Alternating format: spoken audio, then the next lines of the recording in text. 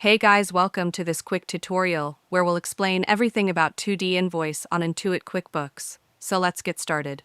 If you've ever come across the term 2D invoice in Intuit QuickBooks, it simply refers to an invoice that contains a special 2D barcode, also known as a QR code, printed directly on the invoice. This barcode allows your customers to quickly scan the code using their smartphone or banking app, which takes them straight to the payment page, making the process much faster and more convenient. Instead of manually entering details like invoice number, amount, or account information, everything is already embedded in the 2D code.